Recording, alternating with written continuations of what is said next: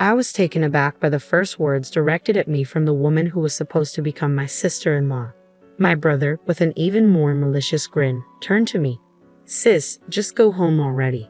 Please don't forget to leave your gift though." The two of them laughed together, and I felt something close to hatred towards my brother. But then, he said something that made me lose even that emotion. "Well, it doesn't really matter if we have your gift or not. All our relatives love me, and they are probably giving us a lot of money. Mom likes me more than you two, so she might even give me all of her property." "Hey, that makes it sound like you're just using them for money," I retorted. "Well, it can't be helped. They're a good source of income," he replied nonchalantly. I never thought my brother could be such a terrible person.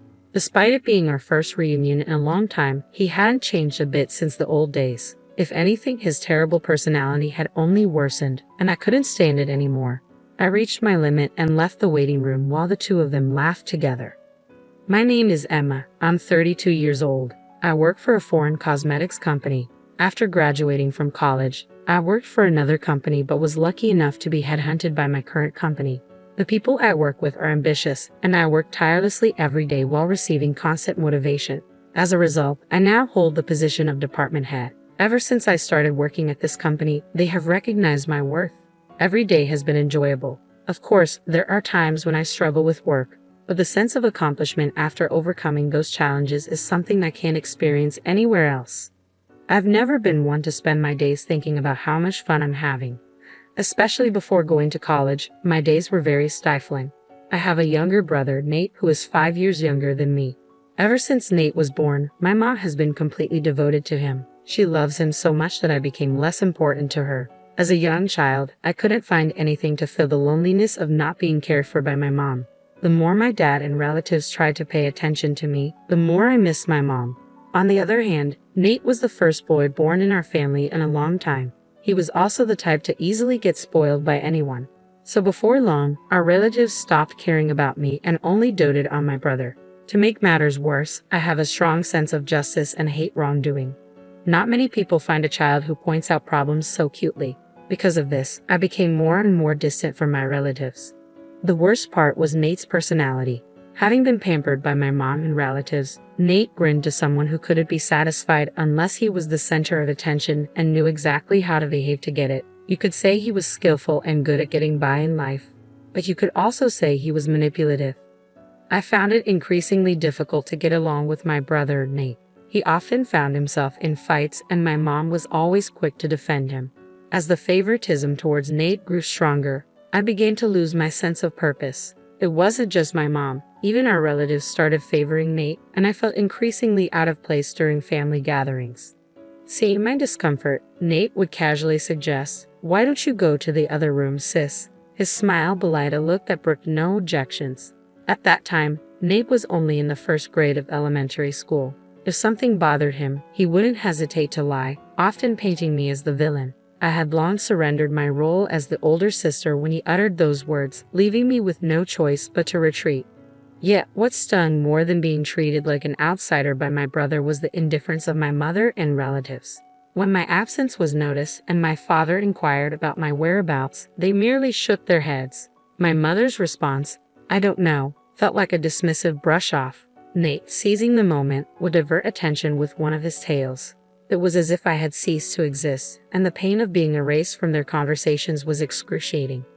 Nothing changed, even in my absence. It was only my father's sister, Aunt Ava, who seemed to notice my absence. "Here you are. Don't you want to go back to the others?" she gently inquired as I sat, quietly grieving and frustrated. Without me even realizing, my aunt sat beside me, offering solace. As I buried my face in her lap, tears streaming down my cheeks, she began to speak softly. "I kind of understand how you feel, Emma," she murmured. "Maybe it's because I'm an older sister too. Ever since my brother was born, he was the one who got all the attention. You know how our relatives are, mostly women, so they really spoil the boys. I always thought it was unfair, even for you and Aunt Ava." I was taken aback to learn that my aunt, who always seemed so cheerful and in control at family gatherings, had also experienced feelings of jealousy towards her brother. Her admission caught me off guard, yet her gentle smile in response to my question softened the weight of her words. "Yes, when I was a kid, I was so jealous of my brother all the time," Aunt Ava confessed. But he wasn't very talkative, so he wasn't always the center of attention like Nate. I think you must be feeling much worse than I did, she added, her hand gently stroking my head. It had been so long since I had received such comforting gestures, and I felt a mix of emotions, happiness and embarrassment for letting her see how vulnerable I felt. Our family has strong ties, you know, Aunt Ava continued. Nate is kind of cunning, or maybe he's just good at winning people's hearts. He has that kind of personality, right? Everyone gets easily fooled by him. Really, Aunt Ava? You think that about Nate too? I asked, surprised once again, realizing that no one else in the family seemed to see my brother in that light. Aunt Ava winked at me, surprised. So don't forget, I'm watching you, Emma. If you want, I can talk to everyone about it. No, it's okay. Just knowing that you're watching me is enough to make me happy, I replied softly. All right, I understand. But if there's anything you want me to hear, I'll listen. You can always rely on me, she assured me. From that moment on, I looked forward to seeing my aunt at family gatherings. Even now, though I've moved away, I still keep in touch with her regularly. The only other contact I have is the occasional email from my father with updates, as I rarely go home. I didn't expect to receive such unexpected news from my father. Nate was getting married. At a time when I was already feeling a bit anxious about the rush of marriages among my friends and even my coworkers, this news hit me hard. Though I wasn't unhappy with my current life, I couldn't help but feel a sense of disappointment. Then, to add insult to injury, Nate contacted me. Jesus, long time no see. His message read, I'm getting married and my fiancée is already pregnant. Don't worry about not being married and showing our parents or grandchild. I've got that covered. But in return, give us at least $10,000 as a gift. It includes the costs of giving birth. Kids are expensive, you know. My already low excitement to celebrate Nate's wedding dropped to zero because of his sense of entitlement. I even considered not attending the wedding, but eventually I convinced myself that this was a once-in-a-lifetime family event and decided to accept Nate's request. On the wedding day, after the ceremony, we were led to a family waiting room to prepare for the reception. After a long absence, I reunited with my mom and relatives, and naturally, the conversation revolved around Nate. I tried to embrace his moment in the spotlight, but old memories kept resurfacing, casting a shadow over my mood.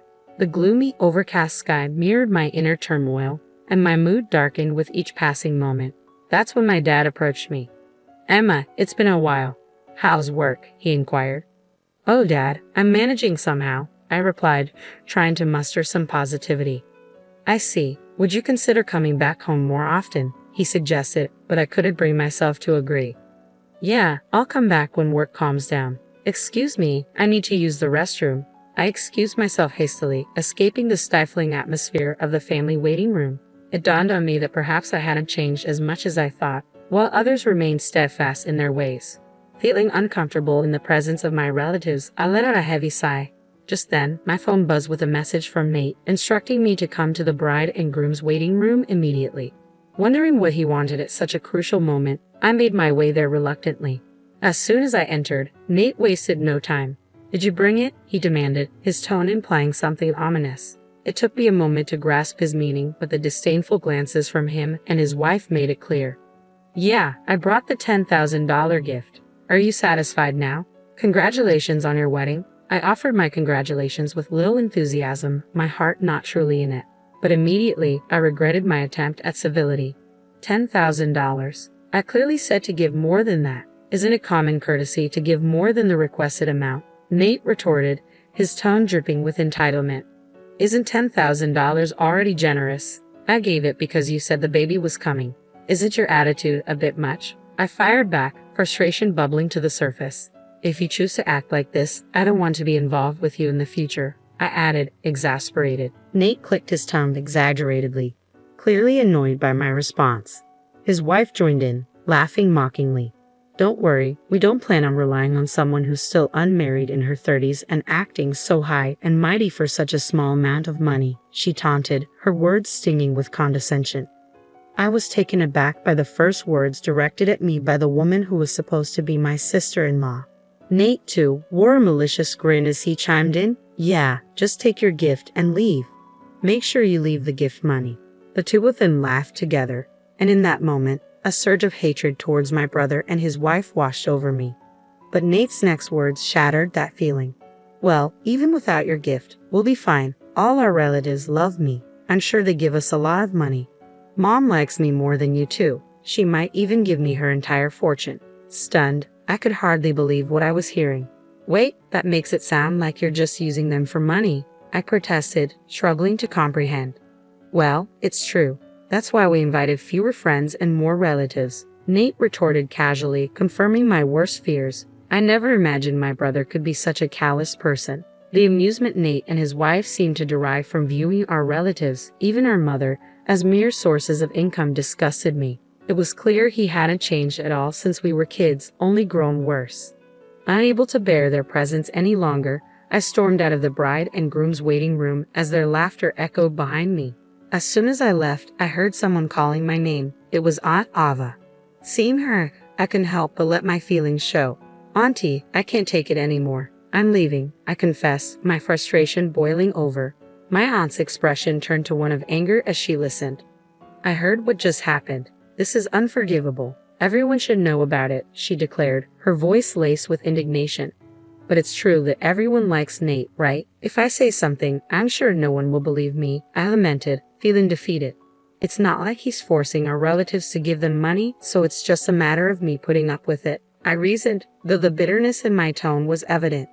Fine, I don't think I'll ever see them again anyway, I concluded, feeling resigned to the situation. Apparently, my aunt had been worried about me after noticing my discomfort in the relatives' waiting room and followed me when I left. After hearing my conversation with Nate and his wife, she suggested telling everyone about it, but after witnessing their callous behavior firsthand, I couldn't bring myself to subject my family to such embarrassment. I had resigned myself to the situation, but my aunt was brimming with anger, a stark contrast to my own feelings. You don't have to put up with it anymore, Emma, she asserted. I never thought Nate would go this far. There's still time. Let's confront them together and reveal everything. If anyone still supports Nate after that, then they can be their source of money or whatever else they want. Encouraged by her words, I decided to face the situation head-on and return to the family room with her. Surprisingly, my mother's brother, Uncle John, believed my story right away. Actually, there have been some bad rumors about him at the company, he revealed. I didn't want to doubt my nephew, and I thought it was natural for the business to have some bad times. But after hearing Emma's story, it all makes sense. I guess I was only considered valuable as long as I was paying him. Uncle John, who runs a company where Nate works, explained that Nate had been taking advantage of his position as the president's nephew and doing as he pleased. Because Uncle John is the company's president, our relatives respect him. When he acknowledged my story, everyone started to believe me one by one. Even my mother, who had been adamant until the end, gradually grew suspicious, not only because of me but also because of my aunt's revelations about Nate. My parents, who had believed me from the beginning, were radiating with anger. I'm sorry for our son. We must have raised him wrong, my father declared. Let's all go home today. He doesn't deserve to be celebrated. With those words, my mother and all the relatives decided not to attend the wedding reception. My parents hurriedly left the family room to explain the situation to the other guests. As we waited at the shuttle bus stop, the guests who were supposed to attend the wedding started to arrive. At the end of the crowd, I could see my parents. My father gave me a strong nod when he saw me. I was sure all the guests had decided not to attend. Thank you for believing in me, I tried to convey to my father. But as I approached him, he was yelling into his cell phone. It was Nate on the other end. It was the first time I had seen my father so openly angry. I heard from Aunt Ava, Nate, it seems you've been calling our family and relatives a bunch of gold diggers. How could you say that after all they've done for you? We have no intention of celebrating you anymore. We're going home today, my father declared before hanging up the phone. He'd apologized to me for all the hard times we had endured. Once we boarded the bus, Nate called me, his voice tinged with panic. Emma, Aunt Ava turned everyone against us and spread rumors. Now nobody slept at the venue, he exclaimed, his agitation palpable. I remained composed as I responded to him, refusing to be drawn into his turmoil. Your Aunt Ava heard you guys making fun of the family, and she joined in the conversation, so everyone believed us. I explained calmly. Nate's voice, once confident, now sounded on the verge of tears as he realized the severity of the situation. What are you going to do about it? He pleaded. I don't know. We're already on the bus. Don't say that, I replied, feeling no inclination to forgive him. Are all of them on the bus too? If so, please convince them to come back with you. As Nate's desperation grew, I ended the call without further consideration. Soon, cell phones began ringing one after another on the bus. It was likely my brother and his wife calling, but no one answered. In the end, my brother and his wife couldn't secure any gift money from the attendees. Not only did I, but our parents and relatives also refused to aid Nate. Furthermore, they lost contact with a few of the friends they had invited, exacerbating their financial woes. Our uncle fired Nate from his job, unable to defend his poor performance and bad reputation. His wife, having quit her job for marriage, found herself pregnant and unwilling to work. They spiraled into debt, constant fights, and eventually decided to divorce before the baby was born.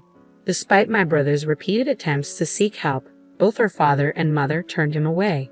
Meanwhile, I found myself visiting my parents' house more often since Nate's wedding, attending family gatherings without discomfort. This newfound ease allowed me to embrace a broader perspective, becoming more flexible in handling work situations. Colleagues, subordinates, and bosses alike praised the positive change.